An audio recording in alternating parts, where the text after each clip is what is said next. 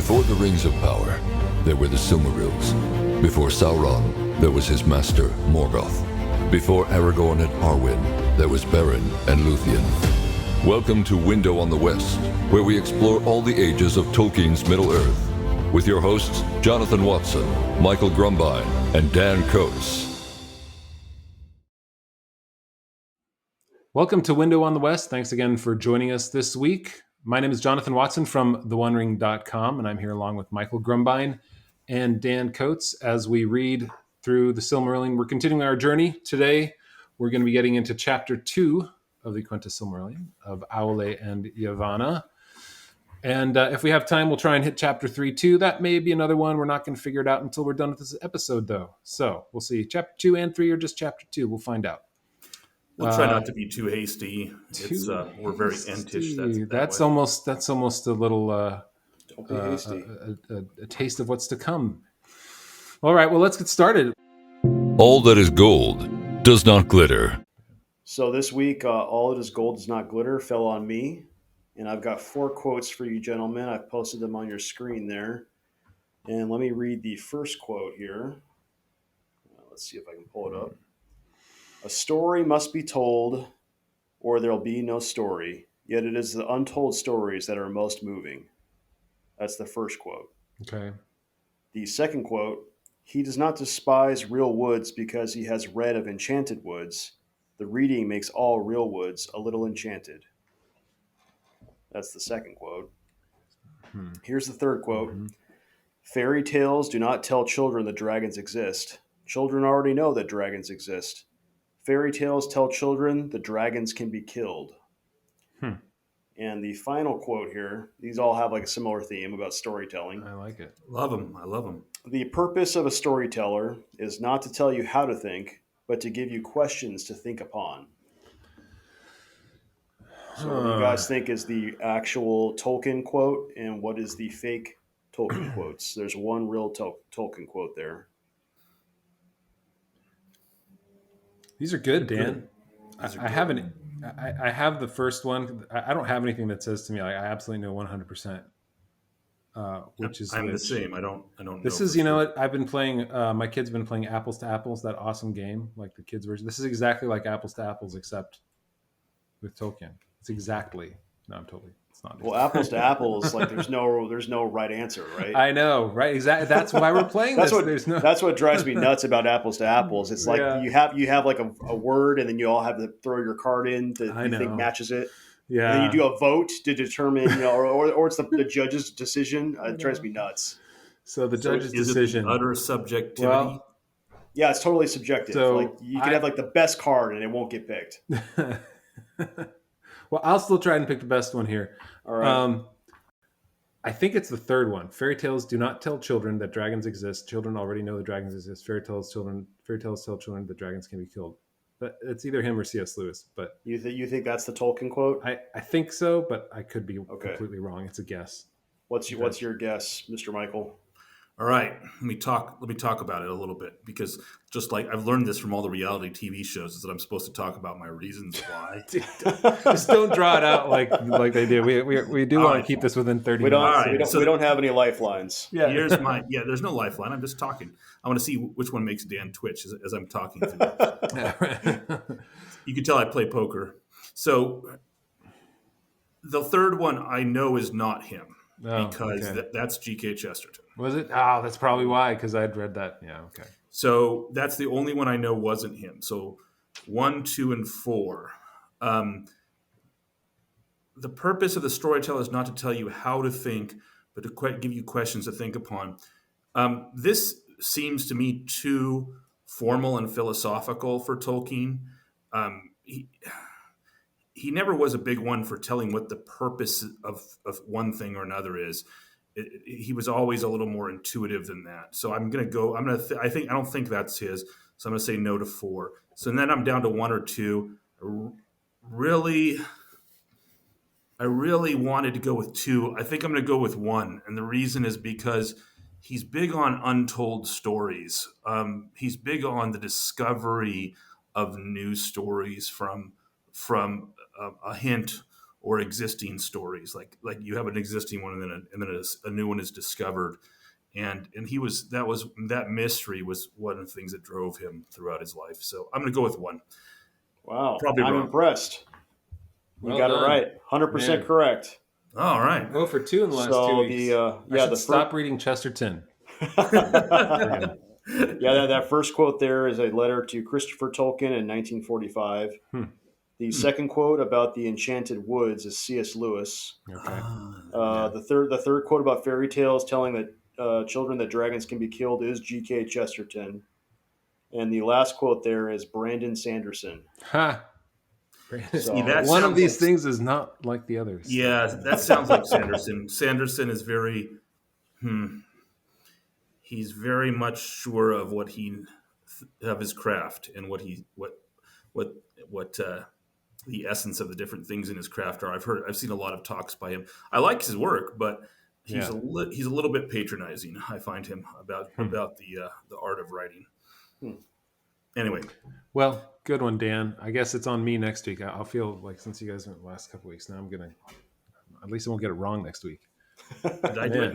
Did I do it last time? Yes, you got it. Yeah. I was right because I think it was Chesterton that one too that got me. I can't remember now because we're recording this longer after that. Anyway, that's what recordings are for, Jonathan. Yeah. All right. So, well, then let's get into chapter 2 of Aulë and Yavanna, and it's kind of a neat short little story about how these who I believe I guess for lack of a better word, spouses maybe, or connected partners, right? Their a little interaction between them and how that goes, but also of the dwarves. So, Dan, you like to start? Like, you have a big thought this week? Dan's Big Thought. So this is my first time reading this, and so what struck me in reading this is kind of like the parent child relationship that Eru Iluvatar seems to have with the Valar.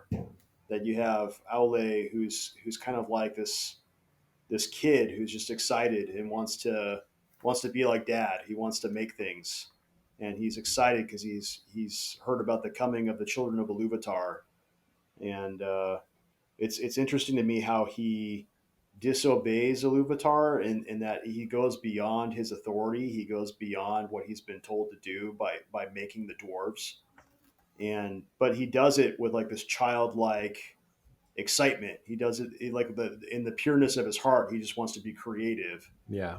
And so I thought that interaction between Iluvatar and Aulë was very interesting to me. That when Iluvatar talks to him about it, he's very repentant. He's very like, I'm so sorry. I'll destroy this if you want me to. But he's just so excited to make stuff, and he doesn't do it from a desire to dominate the things that he's made. He does it from a desire to seemingly to share the world with them and share his knowledge with them. And it's just coming from this good place. So I thought that was really interesting, and it seems like Eru Iluvatar seems to honor that. It's the I think it's the quote that you're talking about is right when after where Iluvatar asks him, why dost thou attempt a thing which thou knowest is beyond thy power and thy authority? And he says, I did not desire such lordship. I desired things other than I am, to love and to teach them, so that they too might perceive the beauty of Ea, which thou hast caused to be. For it seemed to me there is great room in Arda for many things that might rejoice in it, yet it is for the most part empty, still, and dumb. And in my patience I have fallen into folly. Yeah, that's a neat take. I like that. I hadn't thought of it as sort of that father-child, and it makes me almost think of I don't know, Abraham and Isaac a little bit, right? Where I mean, in a very sort of not a direct way, but he went to smite him, and Iluvatar stayed his hand in the same way that God stayed Abraham's hand. Right. Well, that's interesting. Yeah, I hadn't thought of that. I found the Aulë's answer interesting, because the first thing he says to Iluvatar, as you read, was, I did not desire such lordship. Yeah. desired things other than I am to love and teach them. So he immediately, his answer, intentional or not, or just intuitive, immediately goes to the counterpoint to Melkor. We're already told in previous chapter that Melkor desired to enter the world in order to have dominance and lordship over things, and he desired to basically to control the children that were going to arise. And we'll see later on that that's in fact what he does with orcs. He can't make, so he twists so that he can have dominance. So yeah, it's interesting that his answer is an immediate counterpoint, which I guess is kind of appropriate, right? Because Aulë is the counterpoint to Melkor. Both he and Melkor, their element, their primary element is fire, and they both love crafting and making of things. And so it's an interesting sort of an example of what one can do in the place of Melkor, but repent of it, and which he does. And then for his repentance, he's rewarded with the fact that dwarves are not destroyed, which has led to 20 years of ribbing by a friend of mine that I used to role play with when I was a kid, who always said that elves were not the firstborn because dwarves existed before them. Oh my. So and are granted. Were granted. Oh man, this is almost as bad as Balrogs Have Wings to me now. You're right. Actually, though, yeah. It is interesting to me that there's still a consequence that he won't Ilúvatar won't let the dwarves just exist. They have to wait until the elves come.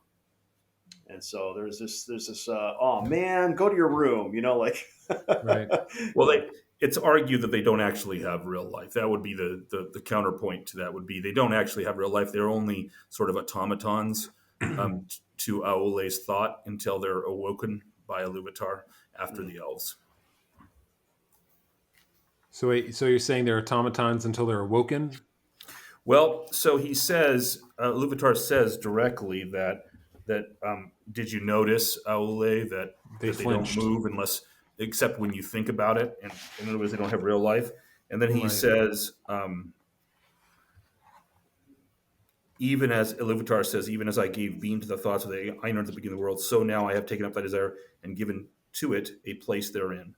But in no other way will I amend thy handiwork. As thou hast made it, so it shall be.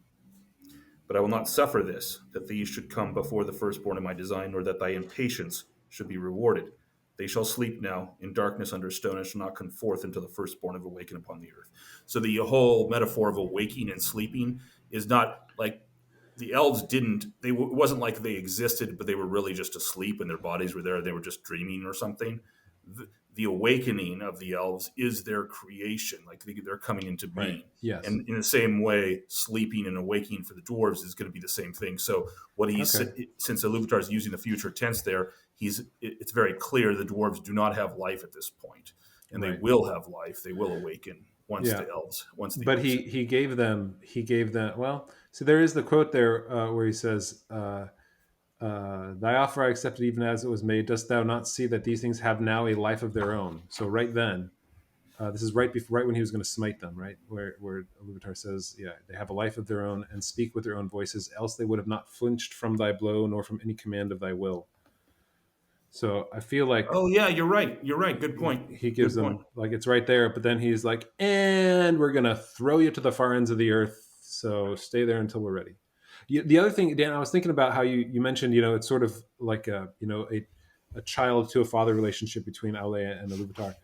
And in the same way, it's almost like a child trying to create what he sees his father make. And that's why the dwarves are so friggin' ugly. That's why the women have beards, because he couldn't remember that women are not supposed to have beards. He's like trying to think of the song and what he saw. And I'm like, where does the hair go? And he's like, okay, women. Well, everybody's got a beard. We're just going to have to throw them. And so it's sort of like, this is what a child does. They emulate their father. They emulate their mother. And they can't quite get it exactly right. And so you end up with the dwarves instead of the elves. The elves who the Valar are smitten with, and the beauty is this, like, it's amazing to them. And we'll see that in the next chapter. But not the dwarves. The dwarves are like, it's like the thing that the father says, good job, Aulë. That looks great. Oh, I love it. I love how you made their hair. And he like grimaces a little bit and then moves on. Yeah. Um, It is but, yeah. interesting to me that Aulë does do it from a good desire of seeing Melkor at work in the world, and he sees that there's a need to have strong, hardy people to resist him, Yeah. and so he makes the dwarves very stout and very hardy and very resistant to the things that Melkor might throw at them. So it's coming from a good place. I think he's trying to make the world a better place. Yeah. Yeah. And then Yavanna gets wind of what he's done, and she's not too happy.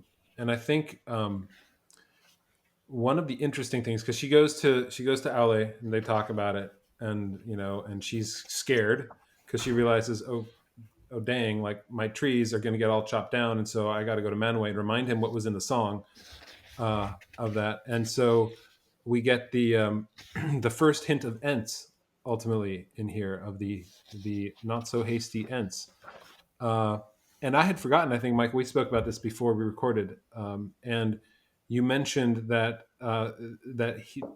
it's like the spirits, these are separate spirits that were brought into the world to be the Ents. So they're not Ainur, they're not Maiar, they're not elves, they're not men, they're not dwarves. There's something completely different, and I'm trying to find the quote right now.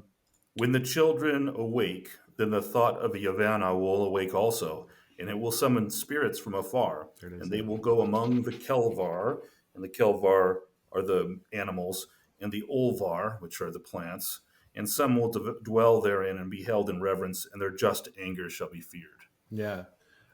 That was something I'd never really noticed before in this, is that they are completely separate spirits. And I love that because, you go to read The Lord of the Rings and you're like, well, what are these Ent things? And like, how can we justify these Ents? Did Tolkien just like come up with these things out of whole cloth and just, not worry about what they were, and they thought they were cool? Well, no, he actually had this.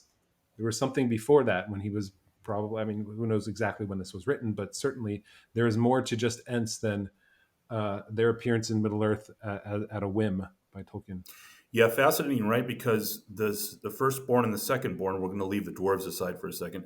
Firstborn and secondborn, elves and men, come about from the flame imperishable, where Ilúvatar just creates their souls when the time is right, and they're created and they're in the world. But these spirits are like the Valar and the Maiar. They've come from outside the world, and they're drawn by Yavanna's thought, by this great Valar, Yavanna. They're drawn by her thought into the world, and then they come into which is why, to speak to what you were just saying, but to speak to the eagles for a second, I always thought Tolkien was interesting because the talking eagles from The Hobbit, which of course also come back in The Lord of the Rings, they always seem sort of Lewis-esque to me, sort of just and there's animals and then there's talking animals.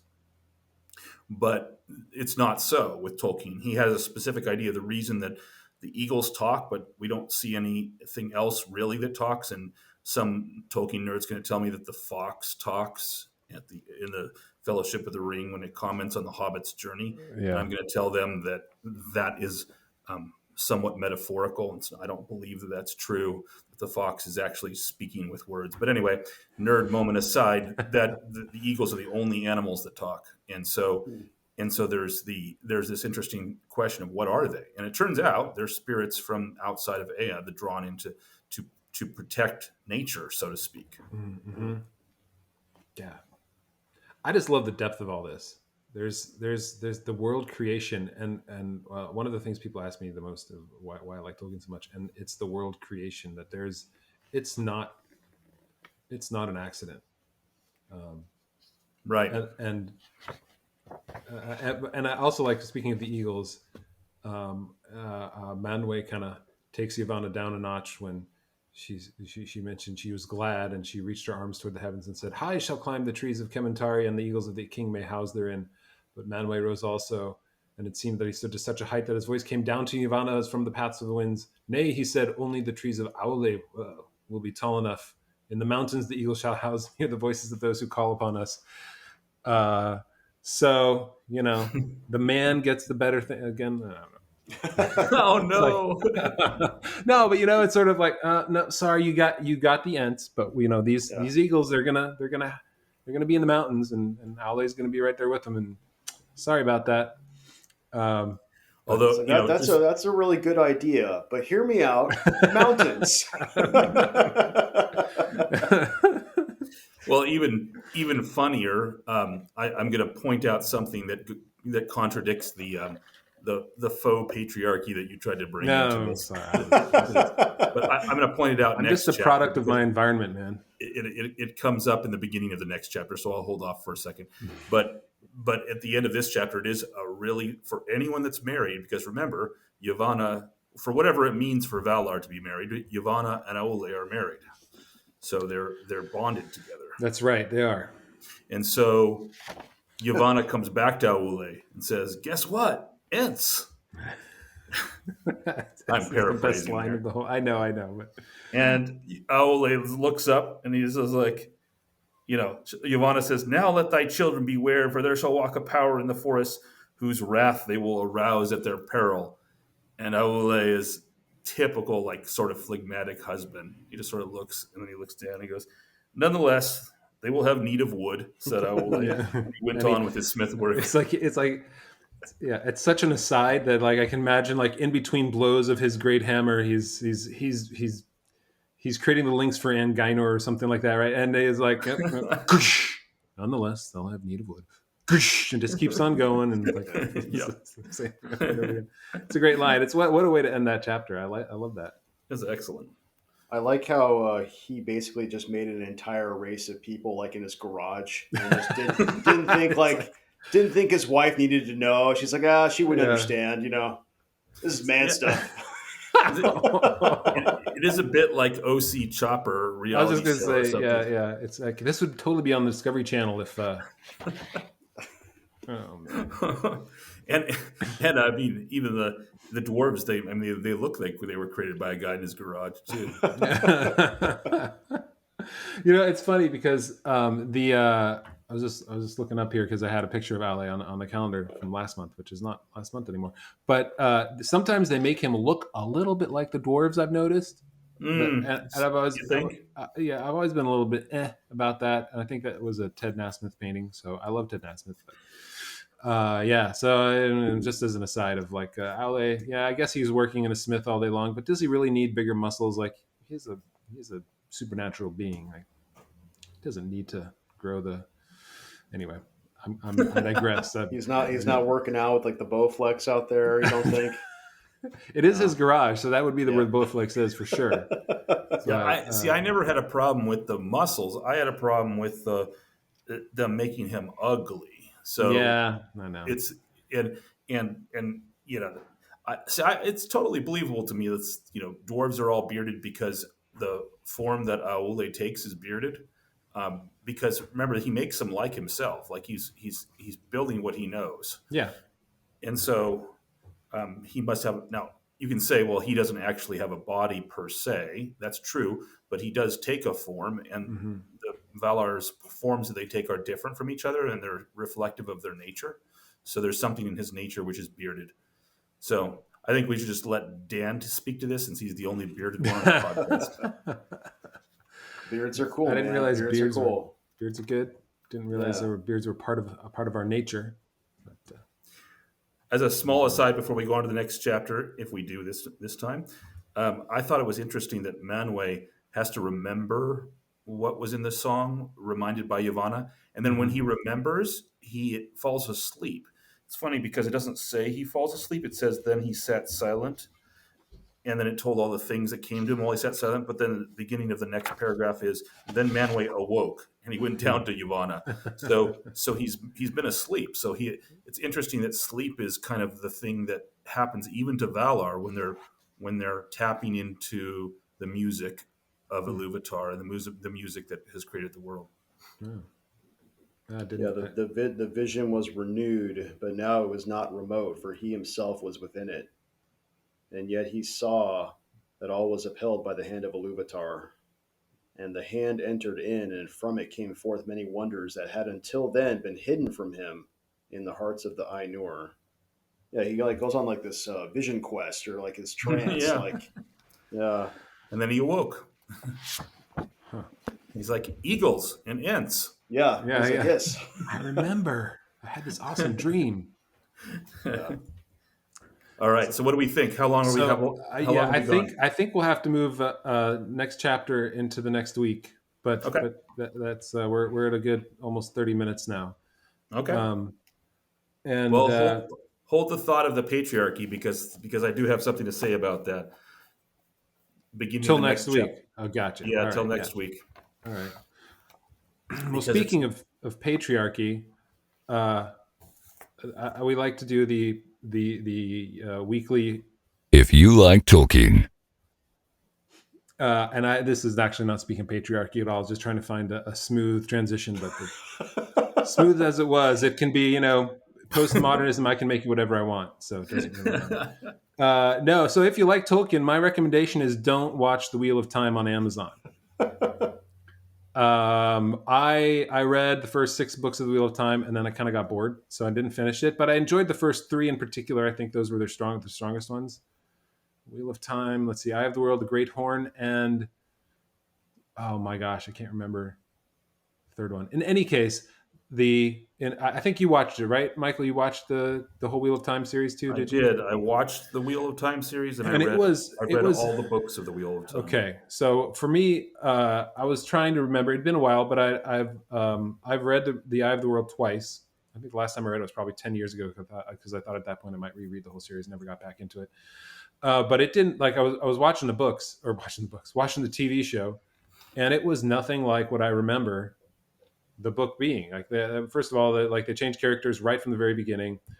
And this is outside of the completely random racial makeup of everybody in the show. At least, I don't mind if they're going to try and do some sort of racial makeup in a medieval setting that is that makes sense, where everybody from one particular part of the world is this particular, has these particular features. But here it's just kind of like thrown together, anybody's anything, and it just takes me out of it all the time.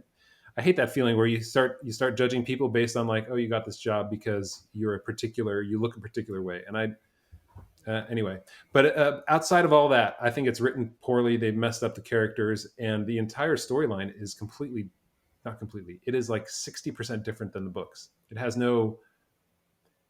tons of characters are missing. Their introductions aren't missing. So the reason I say if you like Tolkien, don't watch this, because you might really not want to watch The Rings of Power when it comes out, because if this is an example of what Amazon's going to end up doing with Tolkien, it's going to be sad. Now, granted, they don't have as much of a clear storyline as you did with The Eye of the World and The Wheel of Time, but it's certainly not. It's not a feather in their cap. Right? There's no way that I would take this and be like, hey, good job, Amazon. Let's go forward and make Tolkien, because Tolkien, there's far more weight in Tolkien's world than there is in Robert Jordan's world, even though he fleshes it out pretty well. Agreed on all counts. And there were kind of 2 parts to your criticism. The first was the lack of the bad storytelling and the way they changed the books. And so, yes, with regard to the Rings of Power series, they don't have that particular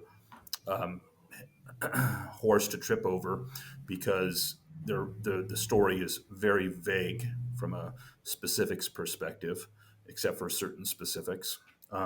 So they have a lot of leeway to not screw up the story, because there isn't much of a story to screw up in one sense. That's true.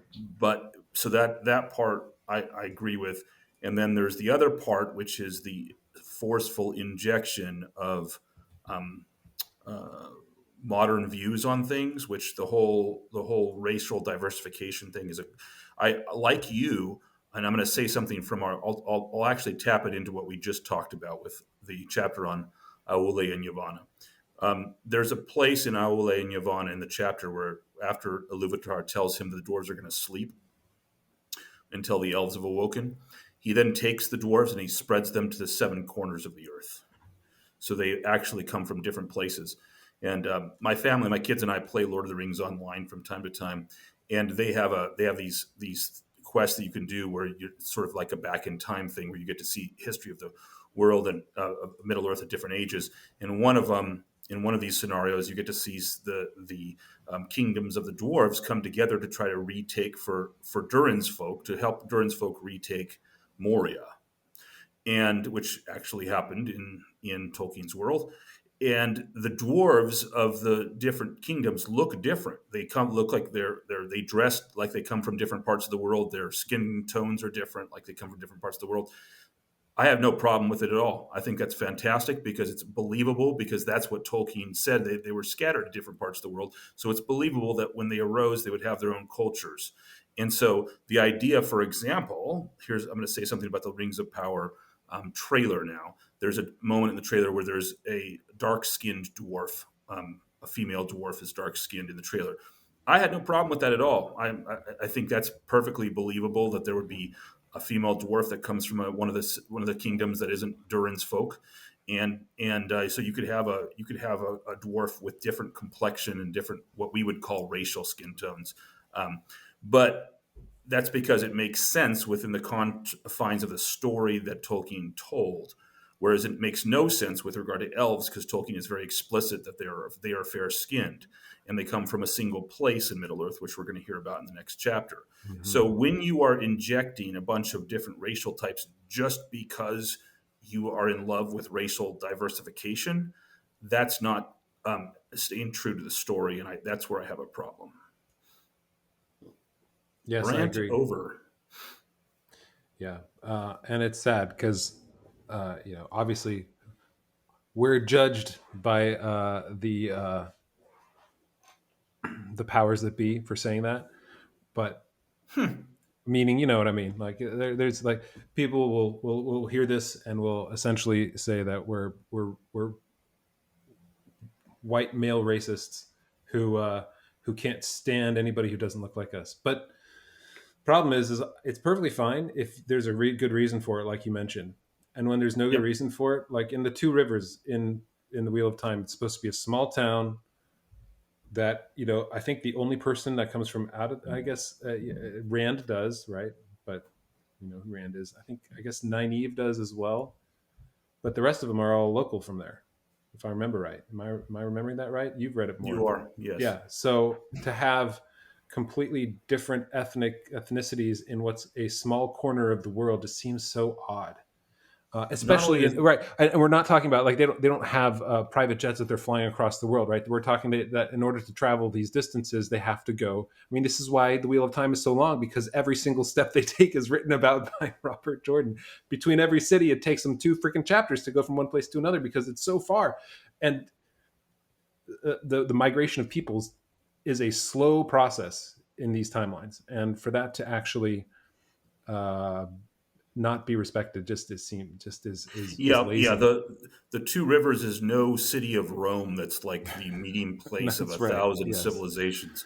Right. It's in fact the exact opposite. Two Rivers is supposed to be this backwater. So the idea that there's 6 different racial types that all exist there for random reasons. Yeah. I mean, they're not even a reason. They don't even give us a reason, because we're supposed to accept that that's good enough. Yeah. Like that if. And like you say, we will be judged by certain people, because the internet's full of judgment. It loves judgment. So, but I'm fine with that. That part doesn't bother me. And then not to mention that they decided to make the Dragon Reborn in that series a female or male. Like, we're not going to that kind of ruins the whole point of the male-female division they have in the One Power. Anyway, Dan, I know you haven't read this, so we're kind of going off on things that don't really matter. You guys are both raising excellent points, but I just have to ask, why are you so bigoted? I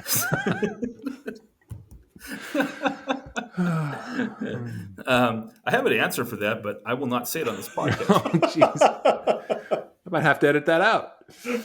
Oh man. Yeah. So anyway, so if you like Tolkien, avoid the Wheel of Time on right. On the Wheel of Times. You can read the books. The books are okay? I was gonna ask. Michael, I read the first 6, and I liked the first 3 the most. By the time I hit the 6th one, I got relatively bored and I couldn't continue. And this was before he finished publishing them all, and so I was like, well, I'm gonna wait if I do anything. So I haven't finished it. I think you said that you enjoyed it. I did, but you do have to get through the middle part. I'm amazingly patient with fantasy and sci-fi works. So there's the whole middle of the series, 5 or 6 books in the middle, from book 4 to book 10, can be pretty slow. Right, and these books are about like 800 pages long usually. Right, and then Robert Jordan died, and so it was taken up later on. Brandon Sanderson was appointed to finish it. Yeah, he of the 4th quote from Dan's contest today. Right. But overall, the story, I enjoyed the story. I'm a sucker for complex world building. I love it when authors take their hand at building a real engaging world. And while I don't think anyone did the job better than Tolkien did, there's plenty of authors that I really like their work, and so I like Jordan's series. But the Amazon series is just a dumpster fire. It had its moments, but they were few and far between. Yeah. There were a few moments out of it's going to be the same thing. It's going to be the same thing with the Rings of Power. It's going to have its moments where like, oh, they captured just a little bit of that spark, and then it died because the spark fell into like some deep waters that they couldn't fathom at all. So anyway, all right. So next week we'll do chapter 3 of the coming of the Elves and the captivity of Melkor. And probably that's enough. We're not going to get through more than that in that chapter. I mean, this one we thought we could get through in a short amount of time, but I just think there's maybe the only one we won't get through is of Thingol since that's literally about a page and a half. Right. Are we going to do both next week? No, I think we'll just do of the coming of the Elves. Okay. And move from there. So, yeah. All right. Well, everyone, thanks for listening. And we'll see you next week. Make sure you subscribe. Make sure you leave a review where you can. YouTube, Apple, Spotify, wherever. And follow us on Twitter. We're on Torque, T-O-R-C is the username, and we'll post there when new episodes go up, and have clips and other things there. We have a quote every day, too, so that's fun. So thanks for listening, and we'll see you next week. All right. Bye now. See ya. Michael, Dan, and Jonathan want to thank you, the listener, for joining us. Visit us at theonering.com, your source for everything Tolkien, where you can comment on this episode and join the conversation. This is Austin Robertson, bidding you farewell. May the wind under your wings bear you where the sun sails and the moon walks.